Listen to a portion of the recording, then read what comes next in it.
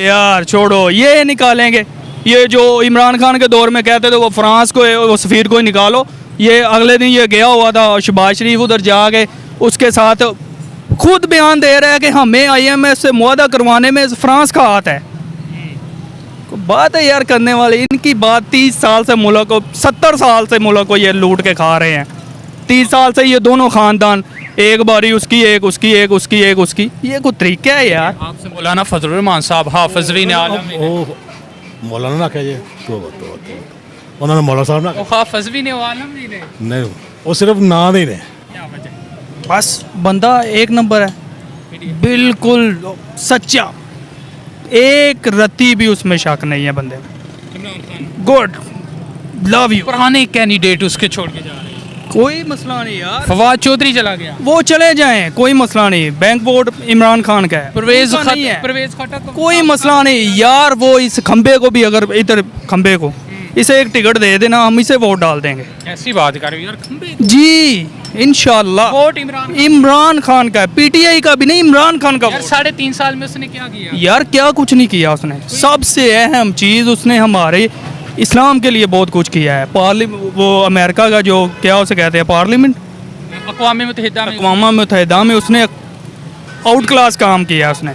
ठीक है, उसके बाद इस्लामोफोबिया पे काम किया, बिल्कुल हम मानते हैं। लेकिन पक्ष ये जो मौजूदा है, ये 1-2 दिन, ये तकरीबन 1 वीक पहले ये जो इसने बात की थी मोदी ने, कोई इनका जवाब आया? सिर्फ इमरान खान। स्वीडन में क्या हुआ है, अल्लाह माफ़ करे, किसी का इनमें से आया कोई भी नहीं, सब ये भीगी बिल्ली है। खान साहब के बाद आप वज़ीर आज़म ने भी कह दिया भाई जुमे को हम भी निकलेंगे। मजहबी जमात एक ने, उसने भी कह दिया हम जुमे को निकलेंगे। तो पहले किसने बोला है? पहले खान साहब ने बोला। तो फिर ये साढ़े ठेकेदार जो हैं, दीन के ठेकेदार, ये सोए हुए हैं। 3.5 साल दीन के ठेकेदार हैं ये मौलाना साहेब, मौलाना फजलुर रहमान साहेब, उसके बाद लब्बैक या रसूल अल्लाह, ये सोए हुए हैं। ये जब बात होती है कि सोए होते हैं ये। आप समझ रहे हैं सफ़ीर को निकालने का मुतालबा होगा इस दफ़ा? ओ यार छोड़ो, ये निकालेंगे। ये जो इमरान खान के दौर में कहते थे वो फ्रांस को, वो सफ़ीर को ही निकालो। ये अगले दिन ये गया हुआ था शहबाज शरीफ, उधर जाके उसके साथ खुद बयान दे रहा है कि हमें IMF से मुआहदा करवाने में फ्रांस का हाथ है। बात है यार करने वाले, इनकी बात 30 साल से मुल्क को, 70 साल से मुल्क को ये लूट के खा रहे हैं। 30 साल से ये दोनों ख़ानदान, एक बारी उसकी एक उसकी एक उसकी एक उसकी, ये कोई तरीका है यार। आप समझ रहे हैं कि PTI बेस्ट है, कौन सा बेस्ट? इंशाल्लाह ना सानू की दे रहे ने, सानू की दिंदे पे ने। ए रक्षा दे टुटा दा चौरी ते सारी दिहाड़ी चौरी साहब कख नहीं बनना ना। हां तो वोट देना ही नहीं, देना ही नहीं, नाला नहीं देना यार। वोट ना, ईमानदार बंदा खिलारो देंगे, कोई भी ईमानदार नहीं। 13-14 जमात हुकूमत मैं ना एक भी नहीं। किन्ने मौलवी ने? मौलवी कोई बंदा मैनू दस साबित करे कि मौलाना फजलुर रहमान साहब ने, माशाल्लाह माशाल्लाह, सिराजुल हक साहब ने, माशाल्लाह माशाल्लाह माशाल्लाह। कोई भी नहीं मानता भाई जी, सानू ईमानदार लभेगा तो देंगे, नहीं तो वोट नहीं देना। लाला नून लीग भी नहीं मानता, कोई है नहीं नहीं देना। उन्हें इतना काम सड़कां बना के बड़ियां मियां साहब ने, ए वेखो हाँ, उधर भी ध्यान मा, उधर भी कैमरा मार के दसो। ਜਦੋਂ ਵਜ਼ੀਰ ਆਲਾ ਸ਼ਹਬਾਜ਼ ਸ਼ਰੀਫ ਸਾਹਿਬ ਹਨ, ਉਹਨਾਂ ਵੇਖਿਆ ਸੜਕਾਂ ਤੇ ਜਾਲ ਵਿਛਾਏ?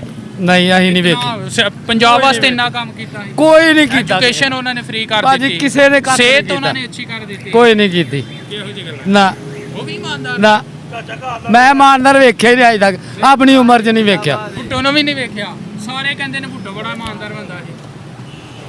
ਭੁੱਟੋ ਜਿਹੜਾ ਉਹ ਸਾਡੇ ਤੋਂ ਪਹਿਲਾਂ ਹੀ ਟੁਰ ਗਿਆ ਦਾ, ਤੁਹਾਡੇ ਤੋਂ ਸਾਡੇ ਤੋਂ ਪਹਿਲਾਂ ਹੀ ਟੁਰ ਗਿਆ ਦਾ। ਹਾਂ ਮੈਨੂੰ ਲੱਗਦਾ ਸੀ ਪਿਆ ਕਿ ਤੁਸੀਂ ਭੁੱਟੋ ਨੂੰ ਵੇਖਿਆ ਹੋਣਾ। ਨਹੀਂ ਮੈਂ ਨਹੀਂ ਵੇਖਿਆ। ਸ਼ੇਰ ਆਏਗਾ, शेर आएगा, शेर पिछे जान भी कुर्बान है। ਸੋ ਸ਼ੇਰ ਕਿਦੋਂ ਆਏਗਾ ਬਾਹਰੋਂ? शेर अल्लाह की मेहरबानी ना जो नसीब च होएगा इंशाल्लाह आएगा।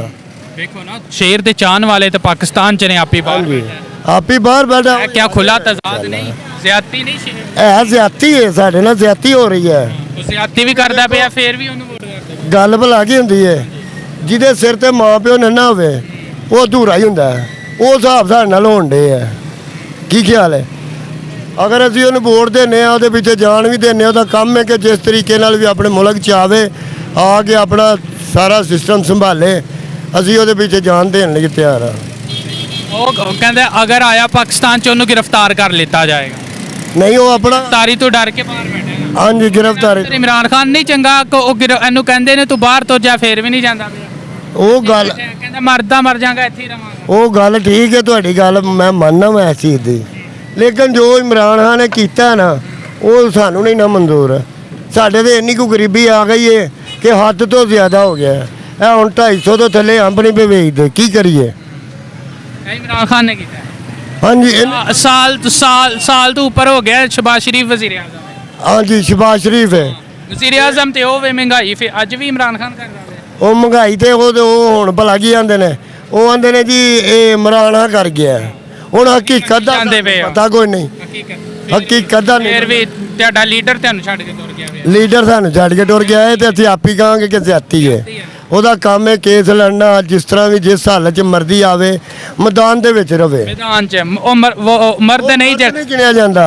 ਨਵਾਜ਼ ਸ਼ਰੀਫ ਕੋਈ ਵੀ ਹੋਵੇ ਭਾਵੇਂ ਮਲਕ ਨੂਰ ਹੋਵੇ ਭਾਵੇਂ ਕੋਈ ਵੀ ਹੋਵੇ ਜਿਹੜਾ ਆਪਣੀ ਔਲਾਦ ਨੂੰ ਆਪਣੇ ਘਰ ਛੱਡ ਕੇ ਨੱਸ ਜਾਂਦਾ ਉਹ ਬੰਦਾ ਨਹੀਂ ਬੇਟੀ ਨੂੰ ਇੱਥੇ ਭੇਜਿਆ ਆਪੀ ਆਪਣੇ ਪੁੱਤਰਾਂ ਨੂੰ ਲੈ ਕੇ ਬਾਹਰ ਬੈਠ ਹਾਂਜੀ ਇਹ ਕੋਈ ਗੱਲ ਤੇ ਨਹੀਂ ਨਾ ਜ਼ਿਆਦਤੀ ਹੈ ਕਿ ਸਰਾਸਰ ਜ਼ਿਆਦਤੀ ਹੈ ਅਸੀਂ ਤੇ ਆਪ ਆਨੇ ਆ ਜ਼ਿਆਦਤੀ ਹੈ ਤੁਹਾਡਾ ਲੀਡਰ ਫਿਰ ਜ਼ਿਆਦਤੀ ਕਰਦਾ ਵੇ ਜ਼ਿਆਦਤੀ ਕਰਦਾ ਪਿਆ ਠੀਕ ਹੈ ਉਹਨੇ ਸਾਨੂੰ ਇੱਕ ਵਾਰੀ ਦੋ ਵਾਰੀ ਸੋਚ ਦਿੱਤਾ ਤੇ ਹੁਣ ਆ ਕੇ ਤੇ ਉਹ ਸਾਨੂੰ ਧੋਖਾ ਦੇ ਕੇ ਟੁਰ ਗਿਆ ਇਹ ਗਲਤ ਹੈ ਨਾ ਜ਼ਿਆਦਤੀ ਵੀ ਕਰਦਾ ਹੁਣ ਵੋਟ ਕਿੰਨੋਂ ਦੋ ਵੋਟ ਫਿਰ ਵੀ ਉਹ ਤਾਂ ਹੀ ਹੈ ਯਾਰ ਇੰਨੀ ਜ਼ਿਆਦਤੀ ਕਰਦਾ ਪਿਆ ਫੇਰ ਵੀ ਕੋਈ ਗੱਲ ਨਹੀਂ ਜ਼ਿਆਦਤੀ ਕੀਤੀ ਆਪੇ